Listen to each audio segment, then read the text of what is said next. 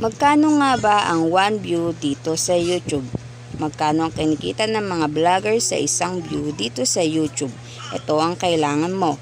Google, AdSense at iyong YouTube channel. Once na nalink mo na yan, pwede ka na mag-upload ng iyong unang video. Maaring video tutorial, travel vlogger, or travel, anything na related.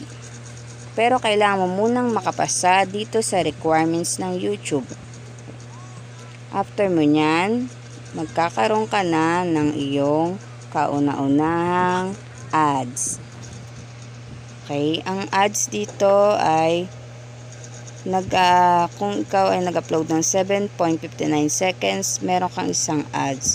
At kung 8 to 10 minutes, 3 to 5 ads.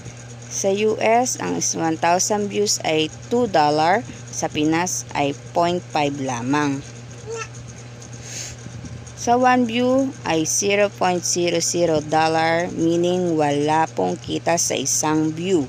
Pero nakadepende ang views mo, ang revenue sa pagtaas ng implementation or sa mga viewers mo. Ang 1 million views dito sa Pinas ay 25,000 pesos. Kaya sa mga small vloggers na nangangarap maging katulad nila, tiyaga-tiyaga lang mga guys, mga lods, sa pag-upload at pagtatry ng ating best para sa ating pagpapalago sa YouTube channel.